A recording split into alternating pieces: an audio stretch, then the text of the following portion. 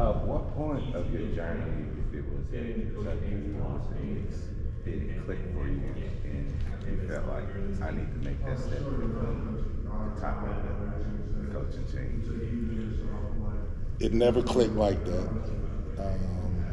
The click came more listening to people in the community. I'm in New York. I got a great job. And the Knicks took care of me. They never wanted me to leave. And this rumor and this snowball thing about Louisville basketball and Kenny Payne and Daryl Griffith saying, Kenny, the black community needs you. But it's bigger than that. The business community needs you. The governor, Kenny, the state of Kentucky needs you. If Louisville's not where it should be and Kentucky's there, there's a disconnect within this whole state. You can be the guy that bring them both to the top. And I say this about the rivalry. It's a great rivalry. But it's on Louisville to bring it up. It's not on Kentucky. Kentucky's already been successful and they continue to be successful. And it's a factor. I have to make sure that I bring our part up so that both, and I want the rivalry to be respectful, but I also want it to be like competitive. And that's a bit huge. Kentucky's hot. Calipari is a Hall of Fame coach, and a lot of lives have changed through that university. I want to do the same. I want to change lives. I want kids to be success. I want examples of why you come to Louisville, why you come play for my staff and myself. But I don't want it to be just about me. If I do that, that's not who I am. Did you talk to Cal and he give you tips about how to deal with all this media day stuff? No, we didn't talk about that, but he told me to take my time and breathe, and I keep saying this to him and the others.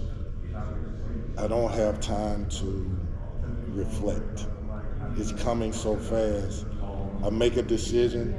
The decision is made strictly off what's best, and then I live with it. If it's a mistake, I go back and I try to fix it. I never want to be, I tell this story about Kenny Klein.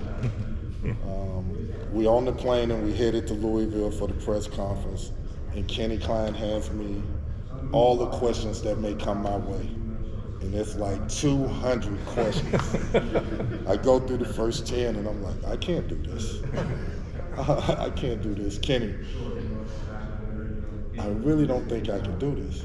So I go to the room, the hotel, I look at the next 10, it's 200 questions. I tell my wife, Michelle, I just got to talk from the heart. I don't want to be prepared. If I'm prepared, I'll mess it up. If I talk from my heart, maybe I got a chance of getting it right. And that's what I've done. Everything that I've done, every time that I talk, I don't want to be prepared. I want it to be authentic. I want it to be genuine. I want it to be compassionate the way I feel, not pre-recorded. It makes sense. It does. Kenny, and one of the things that you said was that this year it's not about wins and losses. What does that mean, and what do you want to do this year? I want to establish a culture. If I don't establish the culture this year, and I make this about wins and losses, I'm cheating the process. I don't want to compromise.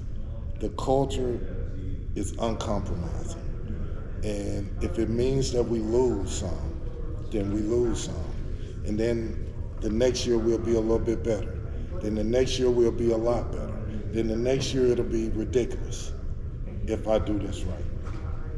I can't let the pressure of sitting in this seat, being a head coach with everybody watching, in a great media market, in a great institution with a bunch of history, the pressure of winning, I can't let it overcome me to the point where I'm not doing what's right. I need to build a culture of sustained success. And there's only way to do it, and that's no shortcuts. So I'm not going to take a shortcut to try to win the day and lose the war. How tempting is it to take some of those shortcuts, just sort of given, transfer portal? There are ways to maybe be, more competitive early for new coaches than you might want. I hope and pray. Right now, I'm 1,000% convinced that I'm not taking it. That I won't do something to put a Band-Aid on the situation. Example, if I got a kid that needs discipline, am I really doing right by that kid if I said, okay, we'll discipline you tomorrow and you play in the game today? I can't do that. I can't. If he done something that's so bad that needs for him to step to the side, for him and the other kids, I have to do what's right.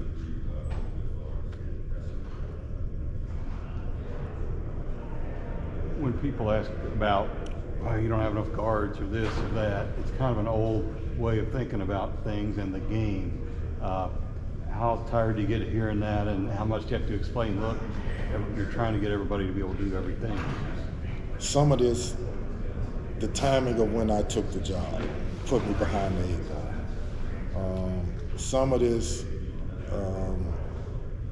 I didn't have an opportunity to go out and recruit during a normal recruiting cycle in the spring because I didn't get the job till March or April, whatever.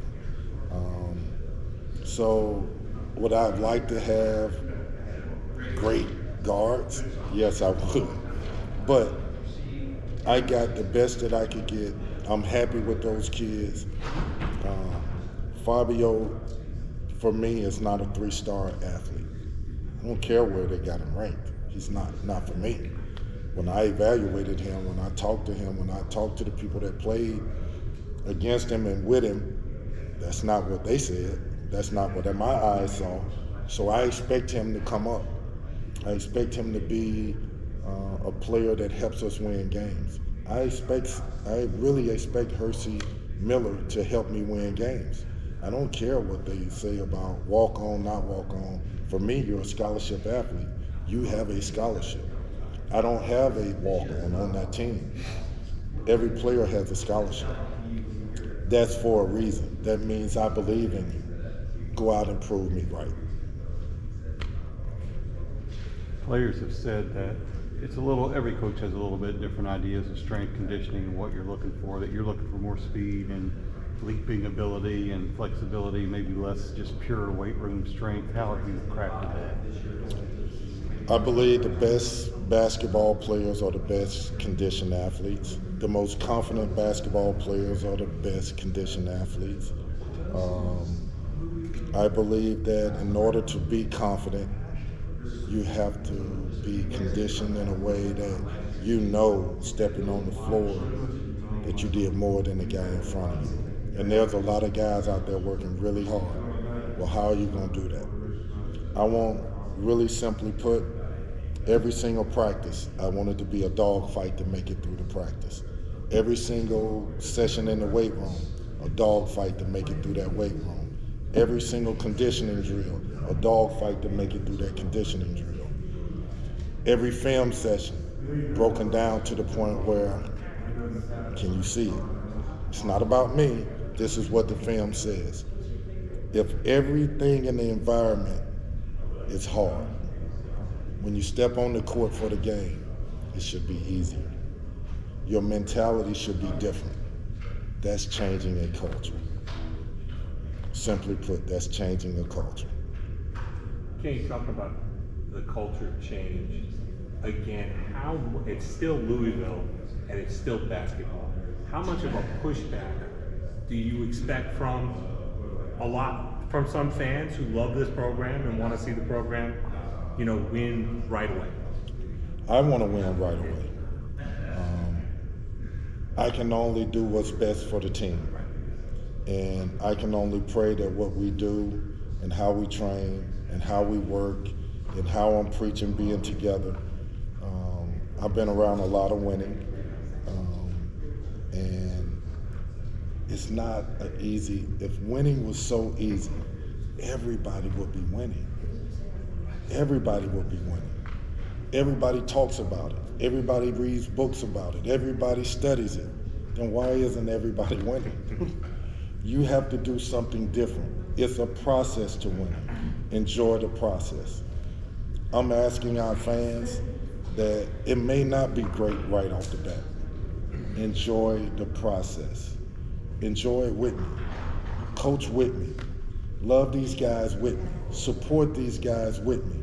Now, I feel like at times, just judging by what the community says, that, Kenny, there are going to be people that jump off the Titanic. And I'm going to be looking and laughing because in the press conference I said, I need you. And I want to see who jumps off that Titanic. And then who tries to ask for the life vest when it's successful. And I'm okay with that. That's the nature of the business. That's the nature of life. People are going to jump on and off the bandwagon. I wish that they would all just stay with us and support it. That's not reality. There are true fans and then there's fair weather fans. I just want these kids to have the version of Louisville that I experienced, where it was about love, it was about community, it was about supporting when it was down, enjoying the times when it's up. Kenny, when you were an assistant, I mean, players talk famously about how much extra time you spent, time after hours in the gym. Can you still do that stuff as a head coach? I think so. I think it's the reason I'm in the seat. I don't want to